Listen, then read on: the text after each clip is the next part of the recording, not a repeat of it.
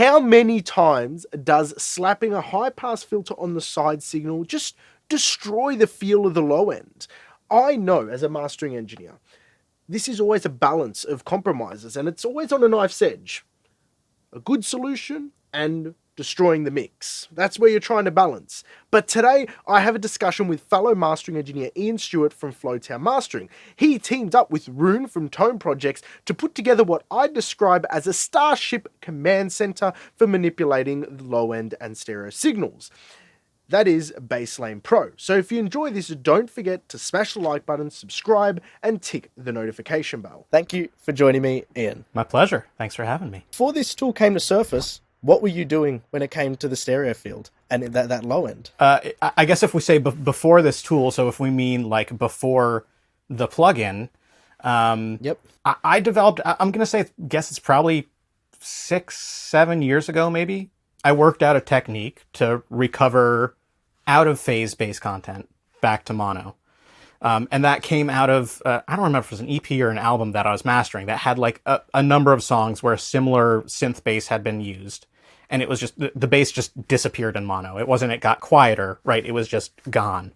And it was kind of electronic bass music. So I knew, okay, there's a good chance this is going to get played in a club. There's going to be a mono subwoofer. If not, the entire system might be mono. So I need to deal with this somehow, and kind of, tried to work with the producer a little bit on it, and we just weren't making headway. So I said, let me see what I can do to fix this, and develop this technique. And interestingly enough, at the time, I actually did it in Ableton because the rack device that they have in Ableton, where you can kind of have all these parallel channels and chains, was kind of the easiest to do that and put it on one track and not have all these parallel, buses and stuff with all this intricate routing. But basically it was a bunch of parallel stuff going on, routing, phase manipulation, all this stuff that could take an anti-phase signal and turn it back into, so the other way to say anti-phase would be side channel, right? So you could take side channel information and bring it back into mono, or the mid channel. And so for, 5 years or so, if I needed to do that, it would become a pain, but I would go back into Ableton to do it. And then, my workflow has kind of evolved. Now I'm in Wavelab predominantly. For a while I was in Reaper, and I would kind of bounce back and forth if I had to. And it was not ideal. And the version in Ableton, there were a lot of things that it couldn't do. So yeah. That was kind of the process. Before that, it was just, what everyone else is doing, the high pass on the side, and kind of understanding that, there's a difference between minimum phase and linear phase there. So that's kind of been part of the workflow for a while. But for a good chunk of years, it was, if I have to do this, it, comes into Ableton, gets done there. If there's a revision, depending on where it is in the chain, it was cumbersome. Yeah, no, fair enough. And I'm curious because what you've described there is almost like just one of the modules in Baselane Pro, which is when you're actually dealing with that side, pulling that mono information, pulling that side information back into the mono field, because you've got that ability to select the left or the right channel via milliseconds or do it auto. What you described there is to me is just that module, but there are many other sort of moving parts of this plugin. And how much of those other moving parts were things that you were already doing beforehand, or things that were developed in the process alongside Rune? Certainly some of them were techniques that I would employ, in particular, like the side, so we've got the dynamic section, right? And you can either compress the whole low band, which is stereo mode, or just the side channel. So that would be something, if the low end was particularly, the width in the low end was particularly dynamic, you could take a multi-band compressor, put it in mid-side, just use the side channel on the low band to kind of tuck that stuff in. But then that's not integrated into any of the other portions of it, right? So the mono recovery. So I would do that sometimes. The stereo harmonics section, that's like a big one. And honestly, people seem to be gravitating towards that almost more than anything else, which is really interesting to see, right? Because that was kind of, I won't say an afterthought. That was one of the core ideas that led to Baselane Pro, but that was sort of like a nice to have additional sweetener on the end. That I really couldn't do. I had the idea to do it probably about a year and a half ago, and I proved the idea out with synthesis because I didn't have a tool that could do that harmonic structure and pan it the way I wanted, but I could do it with additive synthesis, right? So I could take an additive synth, whether in, Operator and Ableton or whatever, create that harmonic structure, pan it the way I want, keep the fundamentals centered, and play with that. And so that was one of the ideas that I had played with, and I knew I wanted to be able to have in a plugin to be able to use on, acoustic sources or just recorded audio rather than synthesized audio. But really didn't have a way to do it until we got to the development stage. So the other elements that are in there, yeah, they would factor in occasionally, but really the core idea that for me made me want to get a plugin, and I didn't know what it was going to be, who it was going to be with for 4 or 5 years. I was kind of trying to connect with the right developer. The core idea was that mono recovery.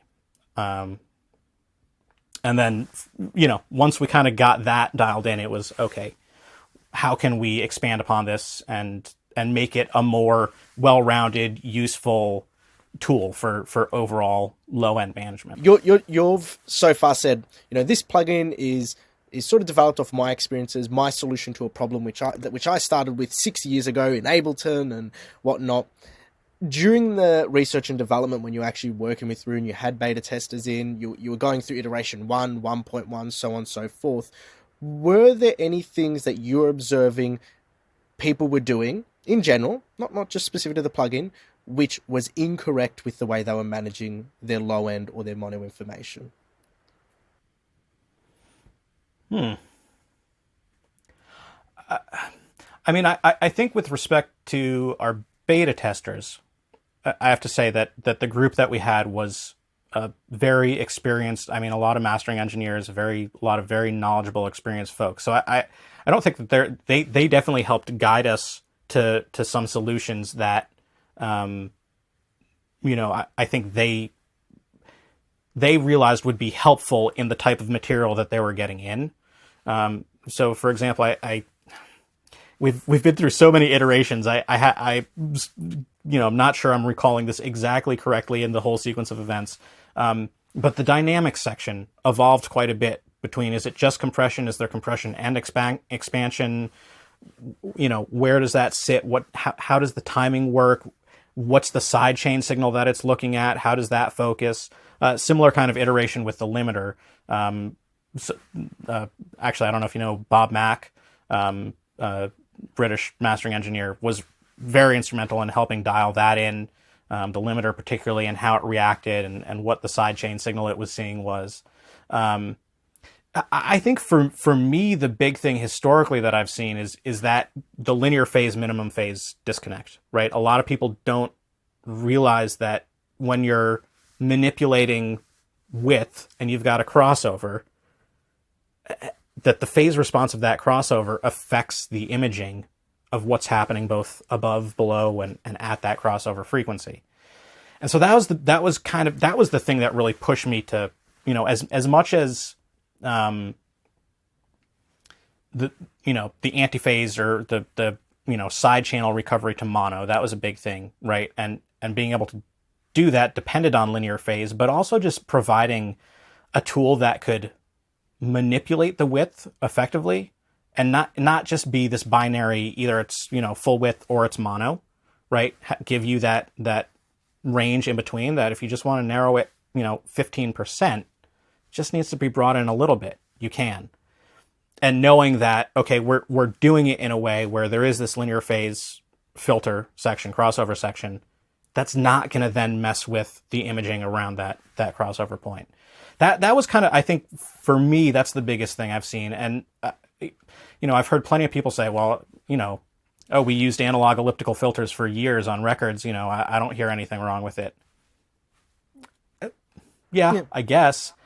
For me, it's one of those things that once you do that auditioning process and you listen to what the difference is, you start to hear it everywhere, and it becomes pretty obvious. It's like if if anyone's starting off on their audio journey, maybe they're like, MP3, what's the big deal? And then you actually start to like learn what some of the artifacts from an MP3 are, and you hear them everywhere, and you're like, oh yeah, this does suck. Same kind of thing for me. Once I did that comparison, it was like, oh, here's the difference between a linear phase and minimum phase, and here's what minimum phase does to the imaging. I almost never do mid-side adjustments, at least from an EQ perspective, in minimum phase anymore, just because I don't like what it does to the image. So that to me was like the big thing to really get right and make sure that people had a good tool that could do this well and accurately and preserve all the imaging that they wanted, and then give them the control that they needed where they needed it. Yeah, it's almost like you needed a mechanism to get a plugin into everybody's DAW that would allow them to have linear phase processing for this side signal, and this plugin was the way to do it, because I know that makes you feel super happy that people could be like, they get this tool, and then unbeknownst to them, obviously there's one exception to that, is if you change the mode it's operating in. But otherwise it's operating in linear phase, so they've got this tool that they can stuff around with the side signal, and it's going to be all good down the middle. Right. You don't. So it's basically one of the things that happens, right, with a just for anyone that's not familiar with a high pass or low pass filter, has like really aggressive phase shift that happens with that filtering. If you're using kind of the shallowest slope that you can, 6 dB per octave, the phase shift is sort of okay. It's about 90 degrees max. But even at 12 dB per octave, it goes up to 180 degrees. And then as you get steeper, that phase shift gets greater and greater. And anytime that happens, it can actually flip the image. So what was left becomes right, and vice versa at that crossover frequency. And so if you use a really steep filter, it can do this weird scrambling thing where it kind of goes back and forth and everything gets a little diffuse and weird. So yeah, I it's funny, as much as in some ways having Baseline Pro is like just a selfish endeavor, because now I don't have to do my weird Ableton trick and export in and out, right? I can just throw something into Reaper or Wavelab or whatever. But yeah, the fact that other people can have this and do it right, potentially at the source before it gets to me in a mastering context, is like, that's the ultimate, right? So yeah, and they're just little things. It's our way of giving back to the community. It's like, here's an idea I have. I want to see how many people it can touch, how many people it can help, how many people it can reach, and get it out there. Where would you say the largest chunks or building blocks of that plugin happen in terms of you're trying to make an effect to a signal? And obviously every mix that comes in is different, and it's going to have different attributes. But which aspects or modules of this plugin will create the greatest change or effect when trying to manipulate that side signal with the low end? Sure. So for my money, the mono recover is a big thing, right? That's hopefully not that many mixes, but if you have a mix or a master or whatever where that low end is out of phase, whether it's a little bit out of phase or like totally in anti-phase to the point where if you hit mono, the bass just completely disappears. A lot of this started by, I wrote this blog post at some point called Center That Sub, and kind of reviewed all the different plugins out there that can do this. And there were none that could really recover antiphase effectively. There was one that claimed to do it, and it had a pretty big problem with it. And I detailed what that problem was. And someone from the company subscribed to my newsletter because they did it with their company email address. So I know they were interested in following. And I tested the latest version of it a week ago, and it still has the exact same issue. So, and then there's one other that's come to market since that does it in a slightly different way that, to me, I don't love the sound of entirely. I would say that, right? Because it's kind of my technique that I developed. But that mono recovery, to me, works unlike and better than any other alternative out there for that. And one of the cool benefits about it is, even if stuff isn't completely in antiphase, one of the problems that you can deal with or come across when using just like a high pass filter on the side channel, even if it is linear phase, you lose level from panned elements, right? Because the things that are centered build up in the mid channel, and things that are panned are, depends a little bit on how they're panned and where they're panned, but can be 6 dB down. So you can lose some level. And okay, you can make up for that with an EQ boost in the mid channel, which is sort of what the gain knob in Bassline Pro is doing. But say you have a bass that's panned off to one side and you want to bring it into the center, but you lose level. Okay, you can add an EQ gain. Great. But now your kick is also louder because it's in the middle. So there's kind of a trade-off there. So if that balance changes, okay, now you've got to get in there with some other EQ maybe and get a little more surgical.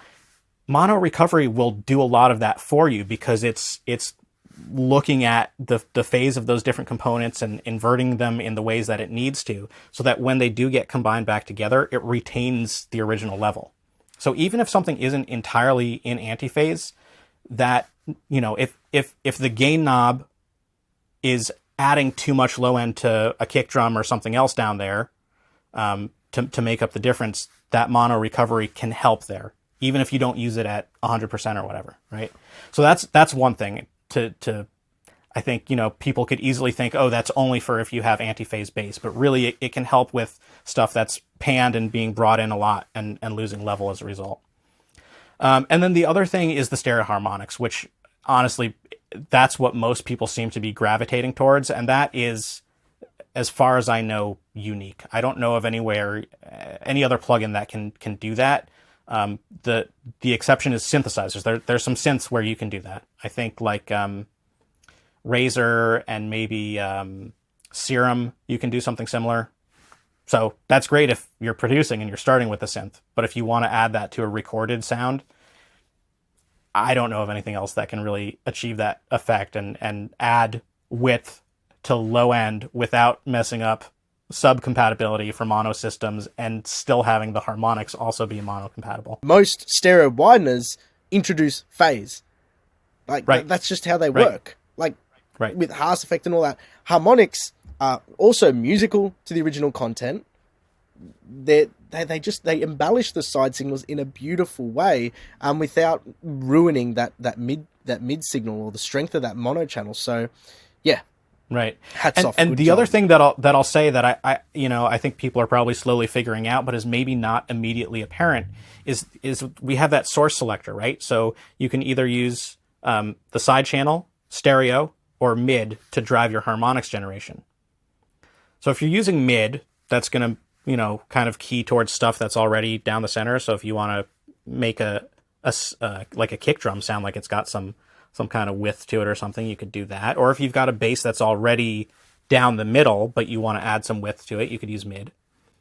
If you've got something that's predominantly an antiphase that you're bringing in to the center, but you want to retain that sense of spaciousness and width, you could use side. But stereo is really cool because it's dual mono. So it tracks left and right individually. So the harmonics on the right channel are going to be driven by things that were originally in the right channel, and the harmonics on the left channel are going to be driven by things that were originally in the left channel. So if you have a bass or a toms that move around and pan, the harmonics will follow them. So it's not just that you're adding width, but you're retaining the original position while still keeping the low end centered, which is nice. Yeah, that's really cool. That's been really valuable a few times. Yeah. Yeah. Wow.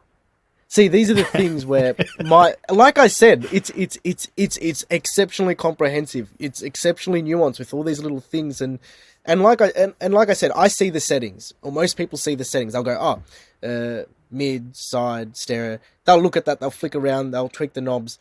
But to contextualize it into application is another thing. Like you said, like the way you just explained it there, and that's where sort of the money is when people get familiar with something like this. Is when they contextualize these settings, the way it flows, like having those diagrams, having that manual, then it becomes a super tool, not just a plugin I put on the bus, I tweak it, but no, it becomes something that's very powerful to really navigate some tricky situations. In my head, just being a mastering engineer, I saw the setting and I'm like, why do you even have it? But there's an option for real-time mode. Sure. And I saw it and I'm like, just get rid of it. And then you just have the one, so like, explain to me why that was kept in. And I'm not saying that it's a bad thing. It's horrible. Don't get the plugin because of it. But in my head, I'm like,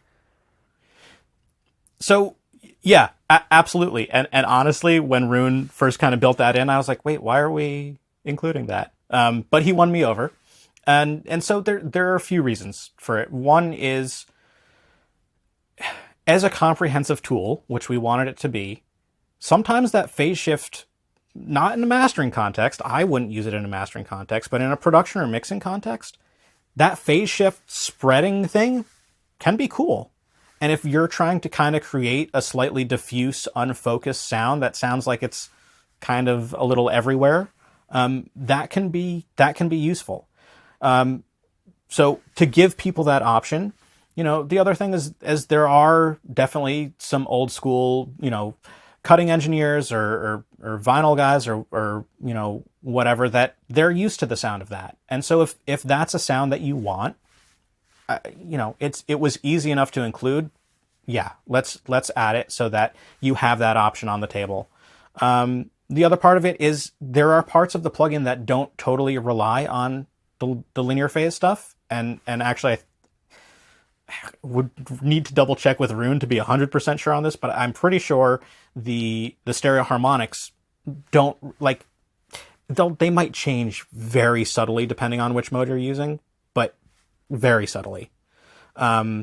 So if you're using it in a mixing context, and that's the main thing that you're after is generating those stereo harmonics, why make you suffer the latency of the linear phase filters? Because they are, there's a good deal of latency, and that was just a requirement to get those filters to perform the way that we wanted them to, and that was sonically acceptable to the point where,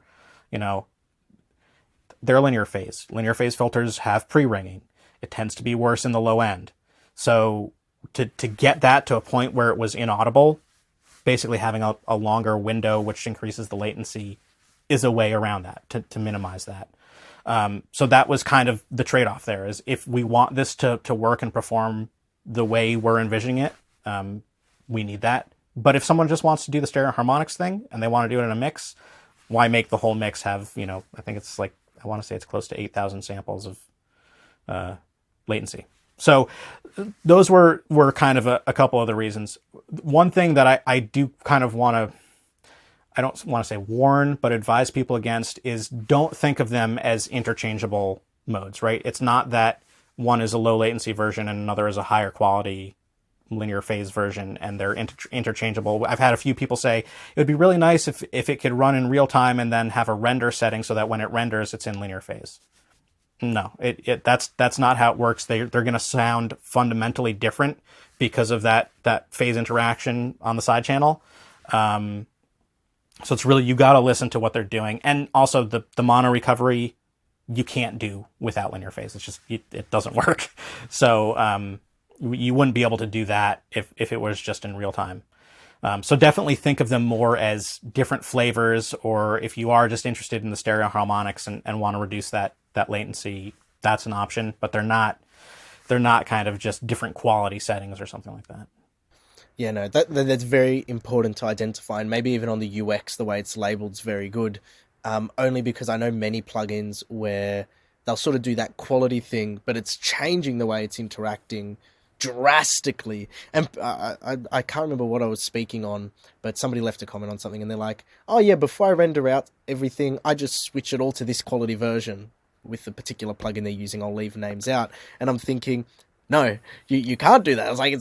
It performs completely differently. It measures everything completely differently. It looks at everything differently. This is a dynamics process and not this, but I'm just saying it's good that you clarify and identify that for people using it, because it will change the way they interact with it and minimizes user error. Right, exactly. And there is that, there's a pop-up the first time you go to change that setting to say, hey, there's more going on here than just changing the latency. There's more information in the manual. Please read that if you're interested. We want to make sure to call that out to people so that they're aware of it. And then, you can say, okay, fine, don't show me this again, make it go away. But yeah, that is important. I mean, I see this all the time. It's very much what you're saying, like the oversampling thing, right? There are plenty of plugins these days where you can set your real-time and rendering oversampling settings differently. I get the desire to do that if you're running an older computer, but it's going to change how it sounds. So if you make, EQ decisions following some, compressor or limiter or spectral processor or something that's using a lower oversampling factor, and you adjust the high end accordingly, well, maybe what you're listening to partly is some of the aliasing, and that's playing into the decisions that you're making. And then when you go and render it offline, now you've rendered it at 32 times or 64 times or whatever, the aliasing goes away, and now that high-end decision that you've made doesn't really apply anymore. Yeah. No, I get So, it. And yeah, I'm with you. I'm with you. yeah, I get it. And it's funny, I can almost imagine like the mastering engineer's Trolls version of this plugin. You would have programmed it so when they go to click it, you're like, "Are you sure?" And they click yes. "Are you sure? You sure? Yes. Do you really want to? Do you really want to turn it off?" I have at least 3 or 4 pop-ups just to shit with them, so then they never do it again. And then the 5th time they open up the plugin in a few weeks' time, it says, "Thanks for not clicking this again. It's been 5 times you haven't used it." Open the pod bay doors, Hal. I'm sorry, Dave. Yeah. That's just where my brain went with it, because I just there's something about as mastering engineers working on stereo files, being in the desk. We're so familiar with the workflow, and we're very fortunate because we don't have to compromise on a lot when it comes to mastering in terms of the plugins we use and how heavy-handed we can get, or how much CPU they can take, or the latency, because we're capturing anyway, so we can top and tail it later. So all these things, I hear producers and mixing engineers go like, "Oh, it uses lots of CPU, this, that, the other." I'm like, I don't care. Use all my CPU. I don't care. I got 2 tracks. Try me. Try me. Yeah. That's just the way my brain works. But anyway, I'll move on. I will say, I've got, a new M1 Mac, but I've also got my 2012 MacBook Pro that's still chugging along, and I made a point of doing a lot of testing on it. I wasn't doing it in a heavy mix, scenario necessarily, but it does. I don't know. Rune's a code wizard. What can I say? It runs incredibly well, even on older machines. And like you say, definitely in mastering, our track count is lower. But yeah, I've got a 2014 iMac in the studio, i5 or i7 or whatever it is. But it's like my 2019 MacBook Pro has a higher Geekbench score than the CPU one, than the studio one, and I'm running Baseline Pro on it. Never had an issue. Absolutely not. Yeah. Even the Kelvin Tone Shapers. I do mixes. I haven't used Baseline Pro in a mix yet. But I have used Kelvin Tone Shaper in mixes, and I'll just pepper it everywhere. Don't have to use the low level mode. I just, whatever one I want to use, however many, I don't care. It handles it fine. Like, he is good. Yeah, he is very good at that, and that's very good, smart programming and knowing exactly where to keep memory stored when the program's running. It's been an incredible conversation chatting with you about this. I'm so excited to dig down into the nuggets of this conversation and get this out to people. So I really appreciate your time. Thank you so much for coming on, Ian. It has been an absolute pleasure. Thank you for having me. It was really excellent to be able to do this and kind of chat with a fellow audio nerd about it. So